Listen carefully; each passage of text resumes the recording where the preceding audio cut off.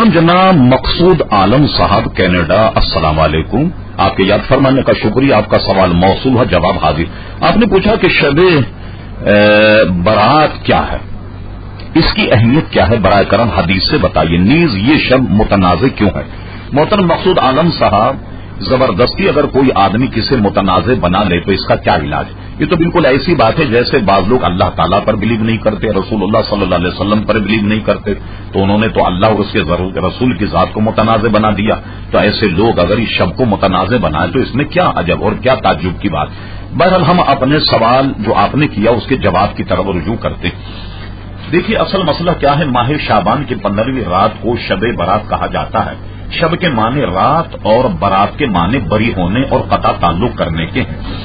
चूंकि इस रात मुसलमान तौबा करके गुनाहों से कता ताल्लुक करते हैं और अल्लाह ताला की रहमत से बेशुमार मुसलमान जहन्नम से नजात पाते हैं, इसलिए इस रात को शब बारात कहते हैं।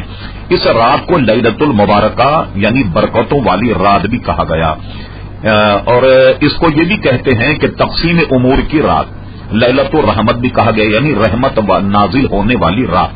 जलीलुल कदर ताबई हजरत अता बिन यसार रज़ी अल्लाह अन्हु फरमाते हैं कि लैलतुल कदर के बाद शाबान की 15वीं शब अफजल, 15वीं शब से अफजल कोई रात नहीं, जैसा कि ये कौल उनका लताइफुल मारिफ सफा नंबर 145 पर मौजूद है। इसी तरीके से मुसलमानों के लिए जमीन में 2 ईदें हैं और फरिश्तों के लिए आसमान में 2 ईदें, शब बारात दूसरी और शब कदर। जिस तरह मोमिनों की ईदें ईद उल फित्र ईद उल अदा हैं, तो फरिश्तों की ईदें रात को इसलिए हैं कि वो रात को सोते नहीं, जबकि आदमी रात को सोते हैं, इसलिए इनकी ईदें दिन को हैं।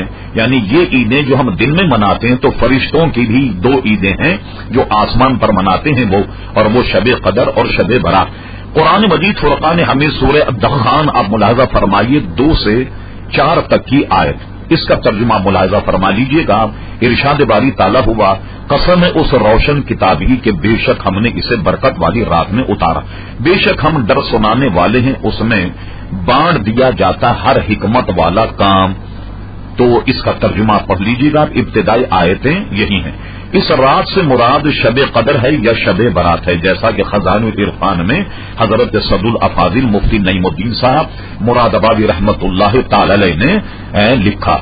अगर मजीद तफसील अगर आप मालूम करना चाहें तो बर्रे सगीर काजी मुहद्दिस हजरत अल्लामा शायख मुहक्किक शाह अब्दुल्ला मोहब्बी देहलवी की किताब मासबत मिन सुन्ना मुलाहजा फरमाई, उसमें पूरा शाबान का बाब है और गोया शब बारात की पूरी तफसील को शायख मुहक्किक ने वहां बयान कर दिया।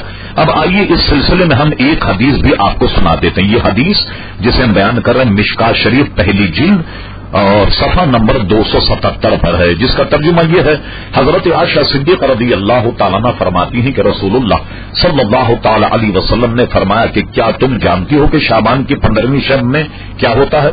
मैंने अर्ज किया, या रसूल अल्लाह सल्लल्लाहु अलैहि वसल्लम आप फरमाइए। इरशाद हुआ कि आइंदा साल में जितने भी पैदा होने वाले होते हैं वो सब इस शब में लिख दिए जाते हैं, और जितने लोग आइंदा साल मरने वाले होते हैं वो भी इसी रात में लिख दिए जाते हैं, और इस रात में लोगों के साल भर के आमाल उठाए जाते हैं, और इस रात में लोगों का मुकर्ररा रिस्क जो है वो भी उतारा जाता है।